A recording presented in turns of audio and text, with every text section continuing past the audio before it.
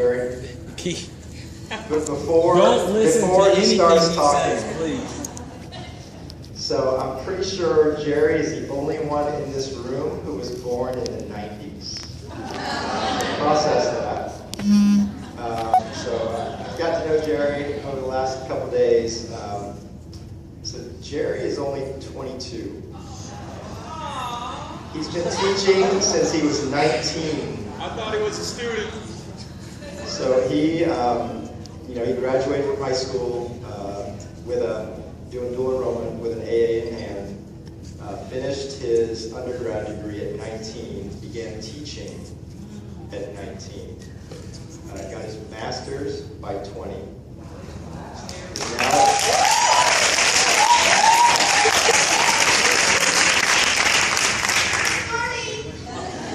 Is now working on his PhD.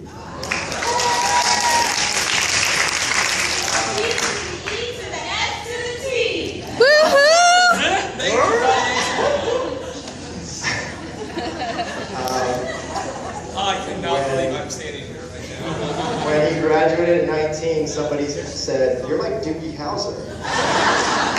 And his response was, "Who's that?" I still don't know. Anybody can help me out there? Yeah. But all kidding aside, I've had a chance to listen and talk about the classes that he's led, the way he sets up his classroom, the creativity in which he brings to the work. And I'm not surprised when I found out in his second year of teaching, he was his school's Teacher of the Year.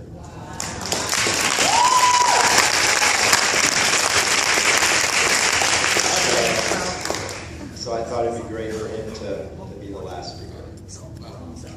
Thank you guys so much, and I'm humbled and honored and a little embarrassed that my fellow colleagues from my district ratted me out. I tried to stay under the radar about being the youngest person in the room, but anyways, it's pretty cool to be here with you guys today because, he said all those, I don't know, I still wake up every day and can't believe those things are about little old me, and I like it like that, and I think you guys like it like that too, because in our profession, we're never going to get a Grammy. We're never going to walk down a red carpet.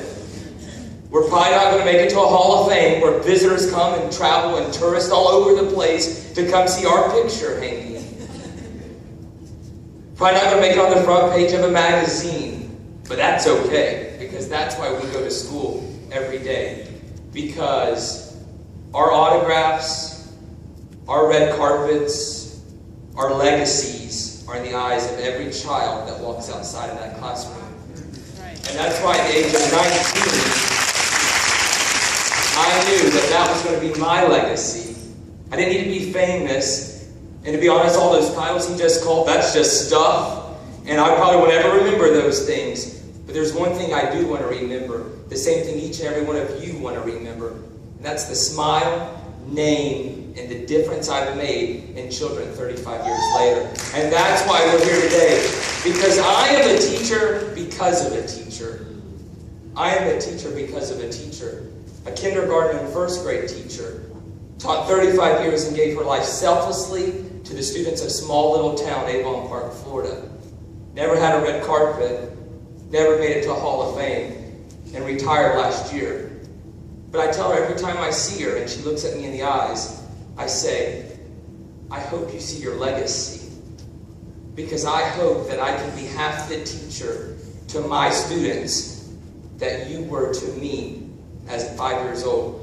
Because at 5 years old, you planted a seed that made me realize at the age that I would be a teacher, and I would be a teacher quick. Because what she did was real, and what she did was transformative. And what she did changed my life. And there's not another career out there that could do what that woman did for me.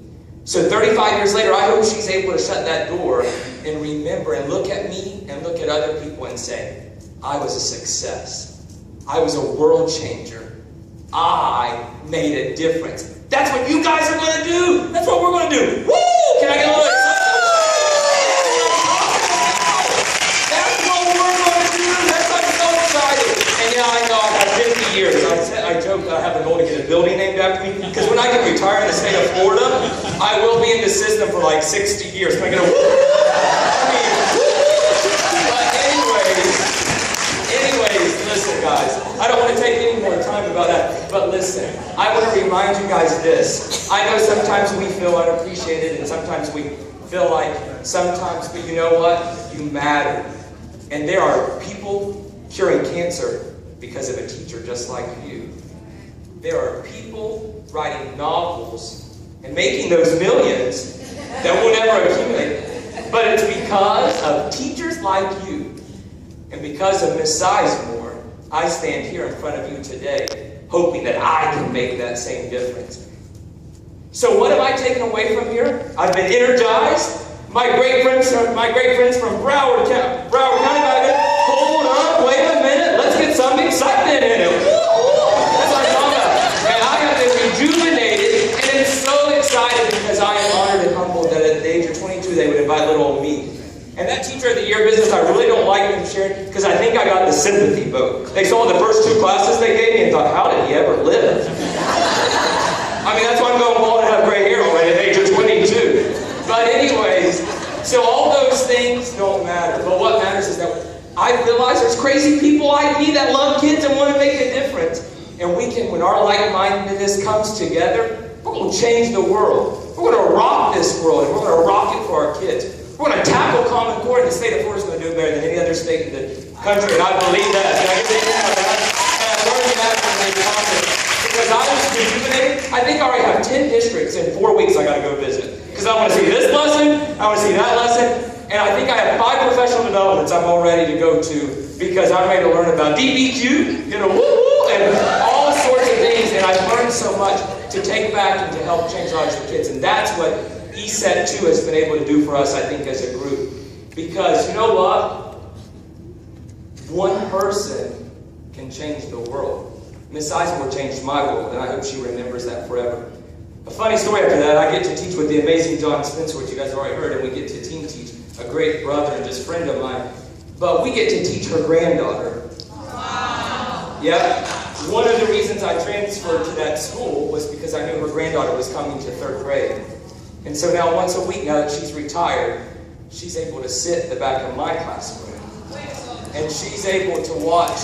And you know what, I go back and every time she's just so kind and just good-hearted and just so enthusiastic about what we're doing in the classroom. And I look at her, and she doesn't want to believe it because that's the humble hearts that we all have. I said, why are you surprised?